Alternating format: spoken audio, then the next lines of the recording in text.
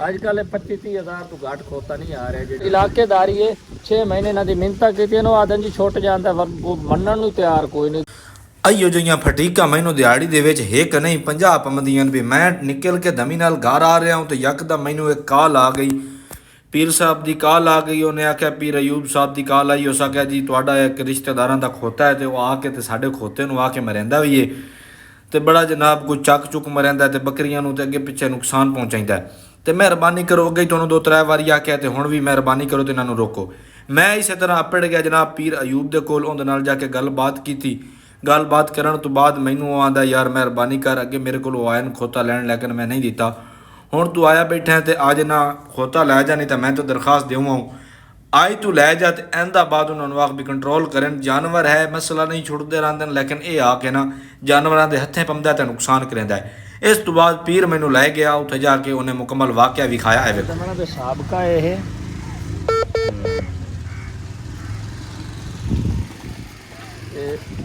ਇਹਦਾ ਨਾ ਦੂਆ ਇਹ ਕੰਨ ਦਾ ਇਹ ਦੁਕਾਨ ਦਾ ਹੀ ਬਣਾ ਪਿਛਲੇ ਸਾਈਡ ਠੀਕ ਹੈ ਇਹ ਕੁਛ ਛਾਤੀ ਦੇ ਵੀ ਇਹ ਪਿਆ ਮੇਰੇ ਵਾਲੀ ਸਾਈਡ ਕਰ ਬੱਚਾ ਸ਼ੌਂਕ ਕਤਰਾ ਯਾਨੀ ਕਿ ਉਸ ਦੇ ਇਹ ਜਨਾਬ ਪੀਰ ਮੈਨੂੰ ਕਹਿ ਰਿਹਾ ਵੀ ਉਹ ਖੋਤਾ ਹੀ ਵਿਖਾ ਉਹ ਜਿਹੜਾ ਨੁੱਕਰ ਦੇ ਵਿੱਚ ਹੁਣ ਤੁਹਾਨੂੰ ਮੈਂ ਖੋਤਾ ਵਿਖਾਈ ਨਾ ਕਿ ਉਹ ਬਿਲਕੁਲ ਸਾਹਮਣੇ ਨੁੱਕਰ ਦੇ ਵਿੱਚ ਖੋਤਾ ਖਲੋਤਾ ਤੁਸੀਂ ਵੇਖ ਸਕਦੇ ਹੋ। ਇਹੋ ਖੋਤਾ ਜਿਹੜਾ ਇਹਨੂੰ ਵੱਢ ਠੋਕ ਕੇ ਤੇ ਬਰਬਾਦੀ ਲਾਈ ਖਲੋਤਾ ਹੈ ਔਰ ਬਾਰ-ਬਾਰ ਆ ਕੇ ਤੇ ਜਨਾਬ ਸਾਨੂੰ ਉਲਾਮਿਆਂ ਦੀ ਜਗ੍ਹਾ ਬਣਾਈ ਖਲੋਤਾ ਹੈ।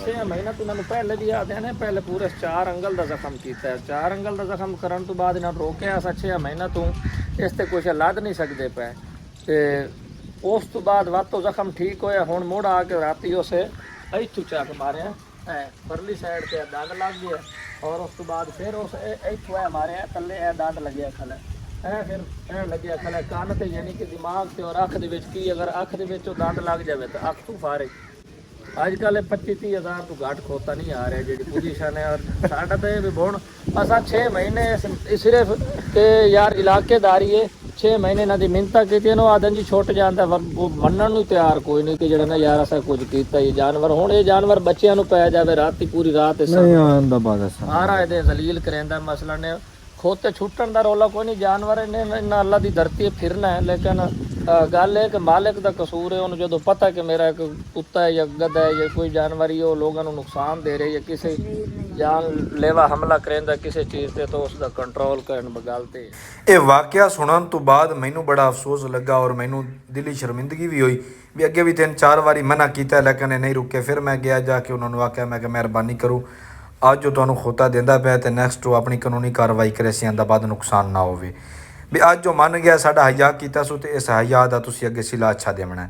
ਇਸ ਤੋਂ ਬਾਅਦ ਜਨਾਬ ਮੈਂ ਦਿਲ ਦੇ ਵਿੱਚ ਇਹ ਗੱਲ ਸੋਚਦਾ ਮਨਾ ਬੜੀ ਮੈਨੂੰ ਸ਼ਰਮਸ਼ਾਰੀ ਵੀ ਹੋਈ ਤੇ ਮੈਂ ਆਇਆ ਆਪਣੇ ਮੁਰੱਬੇ ਮੈਂ ਉੱਥੇ ਲਵਾਇਨ ਗੁਜ਼ਿਸ਼ਤਾ ਰੋਜ਼ ਤੁਹਾਨੂੰ ਮੈਂ ਦੱਸਿਆ ਵੀ ਨਰਸਰੀ ਚੋਂ ਪੌਦੇ ਲਵਾਉਣੇ ਹਨ।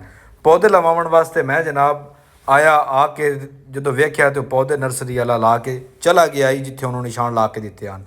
ਇੱਕ ਅੰਬ ਦਾ ਬੂਟਾ ਤੁਹਾਨੂੰ ਮੈਂ ਵਿਖਾ ਰਿਹਾ ਇਹ ਅੰਬ ਦਾ ਬੂਟਾ ਇਹ ਪਿਆ ਜਿਹੜਾ ਕੱਲ੍ਹ ਲੱਗਾ ਇਹ ਵੀ ਇੱਕ ਮਾਲਟਿਆਂ ਦਾ ਬੂਟਾ ਮੈਂ ਕਿਹਾ ਚਲੋ ਬੰਦਾ ਮੁਰੱਬੇ ਆਉਂਦਾ ਅਤੇ ਫਲਦਾਰ ਬੂਟੇ ਹਰ ਮੌਸਮ ਦੇ ਮੌਜੂਦ ਹੋਣੇ ਚਾਹੀਦੇ ਨੇ।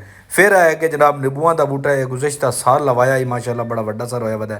ਫਿਰ ਇਹ ਅੱਗੇ ਆ ਗਿਆ ਜਨਾਬ ਮਾਲਟਿਆਂ ਦਾ ਬੂਟਾ। ਮੈਂ ਕਿਹਾ ਮੈਨੂੰ ਪੌਦਿਆਂ ਦਾ ਬੜਾ ਸ਼ੌਂਕ ਹੈ ਦਰਖਤ ਟਾਹਲੀਆਂ ਕਿਕਰ ਵਗੈਰਾ ਨਹੀਂ ਮੈਂ ਨਾ ਫਲਦਾਰ ਪੌਦਾ ਹੋਣਾ ਚਾਹੀਦਾ। ਫਿਰ ਆ ਗਿਆ ਇਹ ਅੰਬ ਦਾ ਬੂਟਾ। ਮੈਂ ਦੂਸਰੀ ਜ਼ਮੀਨ ਦੇ ਵਿੱਚ ਵੀ ਉੱਥੇ ਵੀ ਅਮਰੂਦਾਂ ਦੇ ਬੂਟੇ ਲਵਾਏ ਹਨ ਮਾਸ਼ਾਅੱਲਾ ਉਹ ਬਹੁਤ ਹੀ ਖੂਬਸੂਰਤ ਔਰ ਅੱਛੀ ਪਰਵਰਿਸ਼ ਵਿੱਚ ਆ ਗਏ।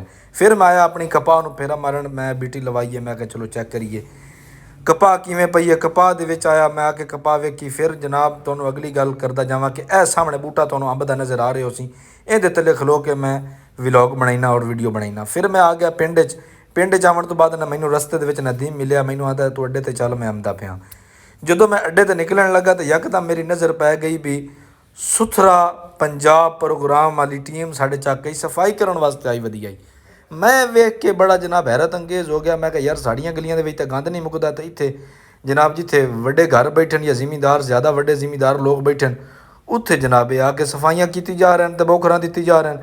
ਮੈਂ ਇਹਨਾਂ ਦੇ ਕੋਲ ਪੁੱਛਿਆ ਮੈਂ ਕਿਹਾ ਬਾਊ ਇਹ ਸਾਡੇ ਵੱਲ ਵੀ ਅਮਸੋ ਜਾਂ ਸਿਰਫ ਹੀ ਥਾਈ 1-2 ਗਲੀਆਂ 'ਚ ਚੱਕਰ ਲਾ ਕੇ ਤੇ ਵਹਿੰਦੇ ਰਸੋ ਸਾ ਕਿ ਨਹੀਂ ਅਸੀਂ ਪੂਰਾ ਚੱਕ ਹੀ ਸਫਾ ਕਰਨਾ ਹੈ ਸੁਥਰਾ ਪੰਜਾਬ ਅਸੀਂ ਪੂਰਾ ਪੰਜਾਬ ਹੀ ਸੁਥਰਾ ਕਰਨਾ ਹੈ।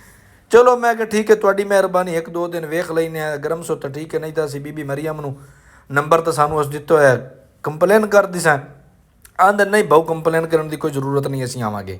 ਮੈਂ ਇੱਥੋਂ ਨਿਕਲਿਆ ਜਨਾਬ ਪਿੰਡ ਦੇ ਵਿੱਚੋਂ ਸਿੱਧਾ ਆ ਕੇ ਆਪਣੇ ਅੱਡੇ ਤੇ, ਅੱਡੇ ਵਾਲੇ ਰੋਡ ਤੇ ਮੈਂ ਪਿੰਡ ਦੇ ਵਿੱਚੋਂ ਨਿਕਲਣ ਲੱਗਾ। ਮੈਂ ਕਿਹਾ ਦੋਸਤਾਂ ਨੂੰ ਵਿਖਾਵਾਂ, ਇਹ ਵੇਖੋ ਸਾਰੇ ਤੂੰ ਛਾਪਰ ਛੁਪਰ ਉਹਨਾਂ ਨੇ ਚੁੱਕ ਲਏ ਹੋਏ ਨੇ, ਯਾਨੀ ਸਫਾਈ ਸੁਥਰਾਈ ਉਹਨਾਂ ਨੇ ਅੱਛੀ ਕੀਤੀ ਹੈ।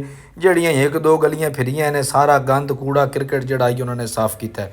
ਮੈਂ ਜਨਾਬ ਰਸਤੇ ਦੇ ਵਿੱਚ ਇਹ ਸਾਡੇ ਅੱਡੇ ਤੋਂ ਰੋਡ ਜਾ ਰਿਹਾ, ਮੈਨੂੰ ਇਕਰਾਮ ਪੁਰਬਾਣਾ ਮਿਲਿਆ। ਮੈਂ ਕਿਹਾ ਅਸਲਾਮ ਵਾਲੇਕੁਮ, ਆਂਦਾ ਵਾਲੇਕੁਮ ਸਲਾਮ। ਜਿੱਥੇ ਹੀ ਮਿਲਦਾ ਸਲਾਮ ਜ਼ਰੂਰ ਲੈਂਦਾ, ਬੜਾ ਬਾਇਖਲਾਕ ਔਰ ਅੱਛਾ ਛੋਰ ਹੈ। ਫਿਰ ਜਨਾਬ ਮੈਂ ਇੱਥੋਂ ਨਿਕਲਿਆ, ਰੋਡ ਤੇ ਆ ਗਿਆ। ਰੋਡ ਤੇ ਚੜ੍ਹਦੇ ਹੀ ਇਹ ਵੇਖ ਲਓ ਇੱਥੇ ਵੀ ਉਹ ਆ ਕੇ ਸਫਾਈ ਕਰ ਗਏ, ਬਹੁਤ ਹੀ ਖੂਬਸੂਰਤ ਸਫਾਈ ਹੋਈ ਪਈ ਹੈ। ਇੱਥੋਂ ਨਿਕਲਦੇ ਹਾਂ ਜਨਾਬ ਮੈਂ ਅੱਡੇ ਤੇ ਆ ਰਿਹਾ ਆਪਣੀ ਦੁਕਾਨ ਤੇ, ਔਰ ਉਹ ਸਾਹਮਣੇ ਤਾਇਆ ਖਲੋਤਾ ਹੈ, ਉਹ ਪੱਠੇ ਵੱਢ ਰਿਹਾ, ਉਹਨੂੰ ਸਲਾਮ ਠੋਕਿਆ। ਉਹਨੂੰ ਸਲਾਮ ਕਰਨ ਤੋਂ ਬਾਅਦ ਮੈਂ ਜਨਾਬ ਇਹ ਤੁਹਾਡੇ ਸਾਹਮਣੇ ਅੱਡੇ ਤੇ ਪਹੁੰਚ ਰਿਹਾ। ਰਸਤੇ ਦੇ ਵਿੱਚ ਆ, ਮੈਂ ਕਿਹਾ ਚਲੋ ਅੱਜ ਥੋੜਾ ਵਲੋਗ ਲੰਬਾ ਕਰਨਾ, ਹੋਰ ਤਾਂ ਗੱਲਬਾਤ ਕੋਈ ਨਹੀਂ, ਚਲੋ ਜੱਟ ਵੀਡੀਓ ਹੀ ਲੰਬੀ ਕਰ ਛੋੜਨੇ ਆ। ਇਸ ਦੇ ਨਾਲ ਮੇਰੇ ਭਾਈ ਅੱਲਾਹ ਪਾਕ ਤੁਹਾਨੂੰ ਸਲਾਮਤ ਰੱਖੇ, ਸਪੋਰਟ ਜ਼ਰੂਰ ਕਰ ਸੋ। ਜੇ ਸਾਡਾ ਚੈਨਲ ਸਬਸਕ੍ਰਾਈਬ ਨਹੀਂ ਕੀਤਾ ਉਹ ਸਬਸਕ੍ਰਾਈਬ ਜ਼ਰੂਰ ਕਰ ਲਈ ਸੀ। ਮੈਂ ਪਹੁੰਚ ਆਇਆ ਜਨਾਬ ਆਪਣਾ ਅੱਡਾ ਪੁਲ ਮੁਸਾਫਰ ਤੇ। ਅੱਡੇ ਤੇ ਪਹੁੰਚਦੇ ਹੀ ਜਨਾਬ ਮੈਂ ਆ ਕੇ ਵੇਖਿਆ ਦੁਕਾਨ ਮੇਰੀ ਬੰਦ ਪਈ ਹੈ, ਇਸ ਟਾਈਮ ਤੱਕ ਕਿਸੇ ਨੇ ਨਹੀਂ ਖੋਲੀ। ਮੈਂ ਤੁਹਾਨੂੰ ਵਿਖਾਵਾਂ ਜਿੱਥੇ ਮੈਂ ਮਾੜਾ ਜਿਹਾ ਆਪਣਾ ਇੱਕ ਛੋਟਾ ਜਿਹਾ ਦਫ਼ਤਰ ਬਣਾਇਆ ਹੋਇਆ, ਅੱਜ ਤੁਹਾਨੂੰ ਮੈਂ ਉਹਦਾ ਵਿਜ਼ਿਟ ਕਰਾਵਾਂ ਕਿ ਮੈਂ ਉੱਤੇ ਬੰਦ ਨੇ ਮੇਰੇ ਵਰਕਰ, ਔਰ ਥੱਲੇ ਮੈਂ ਜਿਹੜੇ ਯਾਨੀ ਕਿ ਔਨਲਾਈਨ ਅਪਲਾਈਆਂ ਅੱਗੇ ਪਿੱਛੇ ਸਾਰਾ ਕੰਮ ਕਰਦੇ ਨੇ। ਔਰ ਮੈਂ ਮੋਟਰਸਾਈਕਲ ਮੇਰਾ ਬੰਦ ਹੋ ਗਿਆ, ਰੇੜ ਕੇ ਅੱਗੇ ਖੜਾ ਕੀਤਾ। ਅੱਗੇ ਖੜਾ ਕਰਨ ਤੋਂ ਬਾਅਦ ਸੀੜੀਆਂ ਤੋਂ ਜਦੋਂ ਮੈਂ ਥੱਲੇ ਵੇਖਿਆ ਨਾ, ਤੇ ਥੱਲੇ ਜਨਾਬ ਇੱਕ ਕੁੱਤਾ ਸੁੱਤਾ ਪਿਆ ਸੀ। ਇਹਨੂੰ ਪਤਾ ਨਹੀਂ ਕੀ ਬਿਮਾਰੀ ਹੈ, ਜਦੋਂ ਹੀ ਆਉਂਦਾ ਆ ਕੇ ਇਸੇ ਜਗ੍ਹਾ ਤੇ ਆ ਕੇ ਸਹਿ ਜਾਂਦਾ ਵੀ ਪੂਰੇ ਅੱਡੇ ਤੇ ਹੋਰ ਵੀ ਤਾਂ ਜਗ੍ਹਾ ਔਰ ਚੁੰਡਾਂ ਹਨ ਪਈਆਂ, ਲੇਕਿਨ ਇਹ ਮੈਂ ਇਹਨੂੰ ਆ ਕੇ ਪਹਿਲੇ ਇਹਨੂੰ ਬਜਾਇਆ। ਮੈਂ ਕਿਹਾ ਯਾਰ ਨਿਕਲ ਜਾ, ਮਿਹਰਬਾਨੀ ਕਰ, ਸਾਡੇ ਹਾਲ ਤੇ ਰਹਿਮ ਕਰ। ਡੇਲੀ ਆ ਕੇ ਪਹਿਲੇ ਤੈਨੂੰ ਕੱਢਣਾ ਪੈਂਦਾ, ਬਾਅਦ ਦੇ ਵਿੱਚ ਤੂੰ ਅਮਨਾ। ਫਿਰ ਮੈਂ ਅੱਗੇ ਆ ਕੇ ਤਾਲਾ ਖੋਲ੍ਹਿਆ ਆਪਣੇ ਦਫ਼ਤਰ ਦੇ ਵਿੱਚ। ਦਫ਼ਤਰ ਦਾ ਤੁਹਾਨੂੰ ਵਿਜ਼ਿਟ ਕਰੀਂਦਾ ਜਾਵਾਂ। ਇਹ ਸਾਡਾ ਨਿੱਕਾ ਜਿਹਾ ਦਫ਼ਤਰ ਹੈ ਜਿੱਥੇ ਕਦੀ ਕਦਾਣ ਬੰਦਾ ਲਾਈਵ ਬਾਹਰ ਆਉਂਦਾ ਹੈ। ਇਤਨੀ ਇੱਕ ਗੱਲ ਆਈ ਅੱਜ ਦੇ ਵਲੋਗ ਦੀ ਥਾਂ ਐਂਡ ਕਰਨੇ, ਕਿਉਂਕਿ ਮੈਂ ਬੱਚੀਆਂ ਦੇ ਪੇਪਰ ਦੀ ਵਾਵਣ ਜਾਣਾ। ਹੁਣ ਜਨਾਬ ਗੱਲ ਮੁੱਕੀ ਤੇ ਕਿੱਲੀ ਠੁੱਕੀ।